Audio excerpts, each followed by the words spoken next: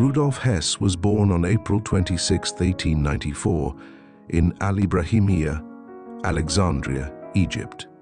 He grew up in a wealthy German family with deep ties to both Europe and North Africa.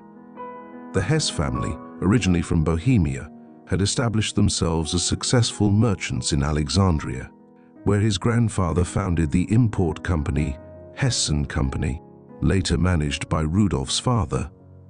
His mother, Clara Munch, came from a prominent textile industrialist family in Germany. Hess's upbringing was marked by privilege and internationalism. He lived in a villa on the Egyptian coast and frequently visited Germany, where the family owned a summer home in Reichholzgrün. His early years in Egypt, under British rule, instilled in him a strong admiration for the British Empire, a perspective that set him apart from many contemporaries. Educated at a German-language Protestant school in Alexandria, Hess demonstrated a talent for science and mathematics. In 1908, he moved to Germany to attend boarding school in Bad Godesberg. Although his father envisioned him joining the family business, Hess pursued studies in commerce at the École Supérieure de Commerce in Switzerland. These early experiences, blending cultural diversity and rigorous European education, shaped Hess's worldview and set the stage for his later pursuits, including his controversial political career. Within weeks of World War I's outbreak in 1914, Hess enlisted in the 7th Bavarian Field Artillery Regiment. He was deployed to the Western Front, fighting against British forces on the Somme and participating in the First Battle of Ypres. Demonstrating both resilience and skill, Hess earned commendations, including the Iron Cross Second Class, and promotions to ranks such as Gefreiter and later Weisefeldwebel. Hess's service was marked by intense battles, including the fight for Neuville-Saint-Vaast and the grueling Battle of Verdun, where he sustained injuries from shrapnel. Despite these setbacks, Hess returned to combat after recovery, showing unwavering commitment. In 1917, while serving in Romania, he suffered severe wounds, including a bullet injury near his chest that sidelined him for an extended period. By the end of the war, he had achieved the rank of Lieutenant der Reserve and sought to train as a pilot, though he saw no aerial combat before the war's conclusion in November 1918. Hess's discharge from the military in December 1918 coincided with significant upheaval in Germany.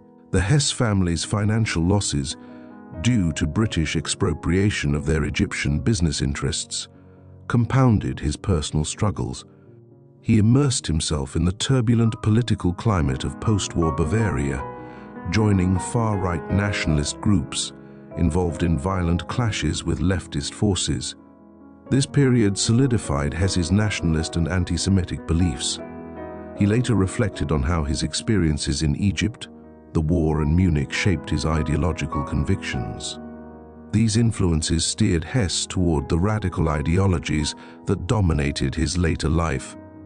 Rudolf Hess's rise within the Nazi Party reflects his unwavering dedication to Adolf Hitler and the movement's ideology. His journey began in 1920 after hearing Hitler speak at a Munich rally. Deeply influenced, Hess embraced the stab-in-the-back myth, blaming Germany's World War I defeat on Jewish and Bolshevik conspiracies. Joining the Nazi Party in July 1920, Hess became instrumental in fundraising and organizational efforts as the party grew in Munich.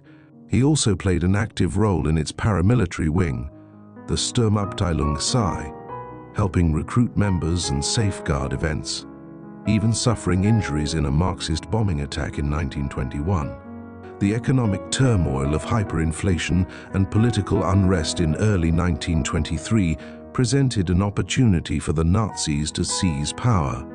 Inspired by Mussolini's march on Rome, Hitler and his followers, including Hess, staged the Beer Hall Putsch in November 1923. After storming a Munich beer hall and attempting to rally support, their march on the city center was violently quashed by police, resulting in multiple casualties. Hess had taken dignitaries hostage during the coup but failed to hold them, ultimately fleeing to Austria before being persuaded to return. He was arrested and sentenced to 18 months in prison, sharing incarceration with Hitler at Landsberg prison. During their imprisonment, Hitler dictated Mein Kampf to Hess and others. The book, with its themes of anti-Semitism and nationalist fervor, became the ideological foundation of the Nazi Party. Released in late 1924, both men quickly resumed their political activities. By 1925, the ban on the Nazi Party and the SA was lifted, and membership steadily grew. While electoral success was initially limited, the party's influence expanded, setting the stage for its eventual rise to power.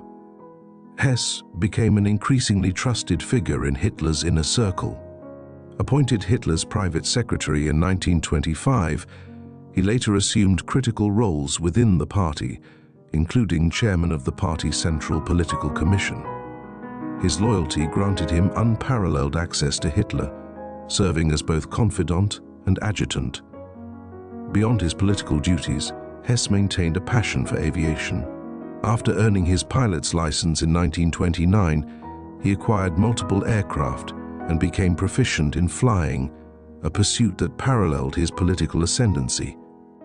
Hess's trajectory within the Nazi Party highlights his deep ideological commitment and his pivotal role in its organizational and political development.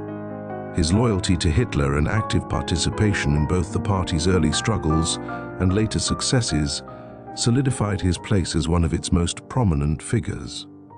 After Hitler's rise to power in 1933, Hess was appointed Deputy Führer and became a central figure in the Nazi Party.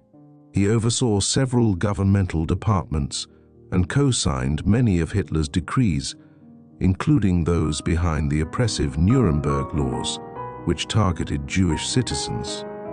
Despite his significant influence, Hess avoided building a personal power base, focusing instead on absolute loyalty to Hitler. During World War II, Hess became increasingly sidelined as Hitler concentrated on military campaigns. In 1941, concerned about a two-front war, Hess embarked on a controversial solo flight to Scotland in an attempt to negotiate peace with Britain. The mission failed, and he was captured by British authorities. Hitler, embarrassed by the unauthorized act, dismissed Hess from all political positions. Hess spent the remainder of the war in British custody, and after Germany's defeat, he was tried at the Nuremberg trials. Found guilty of conspiracy and crimes against peace, he was sentenced to life imprisonment at Spandau prison. Over the decades, Hess remained unapologetic about his Nazi beliefs, despite growing international calls for his release on humanitarian grounds. His continued imprisonment, supported largely by Soviet opposition to his release, made Spandau a symbolic relic of the war. Hess's life ended in 1987 when he was found hanged in Spandau prison, an act officially ruled as suicide. His death at 93 marked the end of an era, with the prison subsequently demolished to prevent it from becoming a neo-Nazi shrine.